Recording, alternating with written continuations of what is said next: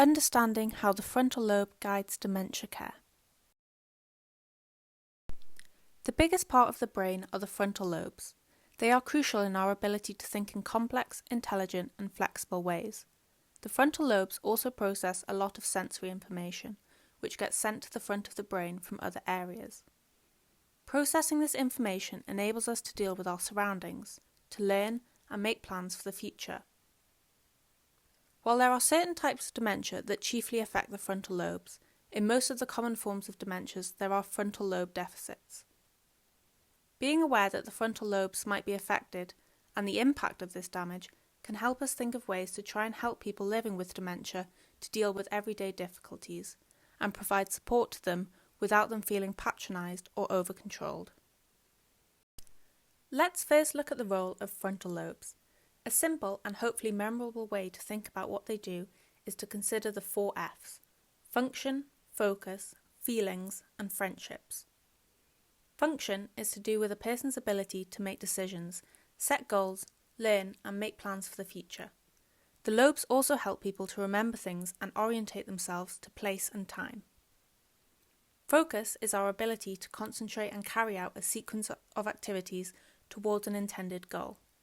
Having good focus allows people to make their own meals, carry out hobbies, or go shopping for the things they need.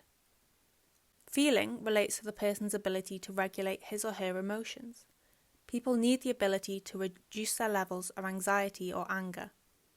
Another facet of this is to be able to motivate themselves to engage in activities, for example, to get out of bed or go to the bathroom without prompts. Friendship relates to the ability to engage in conversations and be able to form good relationships and communicate their physical and emotional needs. Problems in the frontal lobe can lead to social anxieties, mistrust, and problems with understanding and speaking to others. Now armed with the knowledge that these 4 F's are common problems for people living with dementia, this permits us to use our own well-functioning frontal lobes to provide support in ways that assist the person to navigate their surroundings. For example, we should be able to predict the sort of obstacles that the person may experience in either a day-to-day activity, such as preparing and eating a meal, or when we plan a therapeutic intervention, such as reminiscence group.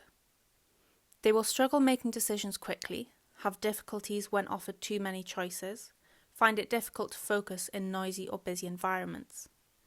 Their mood will fluctuate and they may struggle to control their anxiety or anger. They may also find it difficult to deal with social situations, making inappropriate or confused comments in social groups.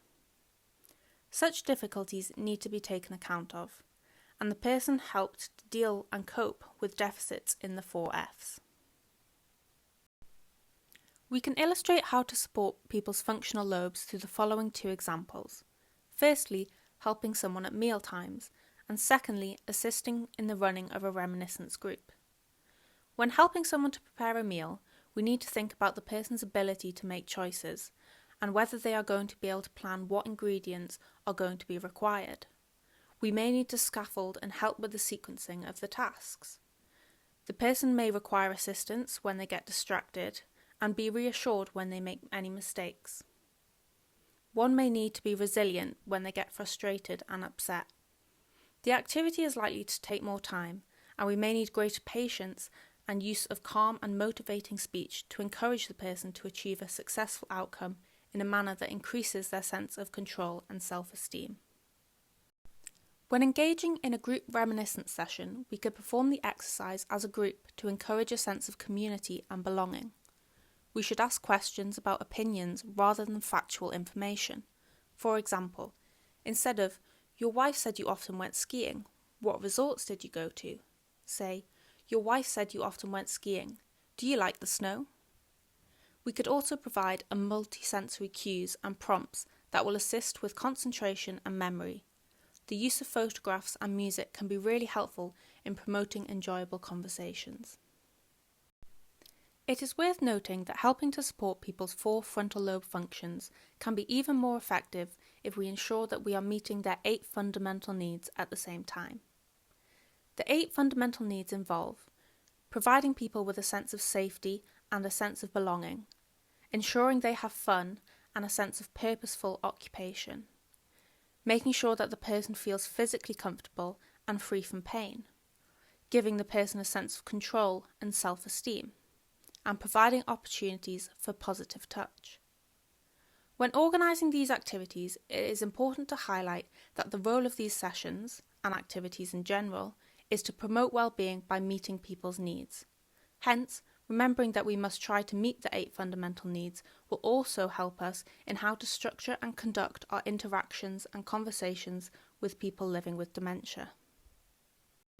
Here we can see how one can combine both the 4 F's framework and the needs model to help guide activities for people living with dementia. The combination ensures that the frontal lobe limitations can be supported to enable the person to either meet their own needs or have their needs met by another. This presentation has provided some helpful structures to guide us to communicate better with people living with dementia. Thank you for watching.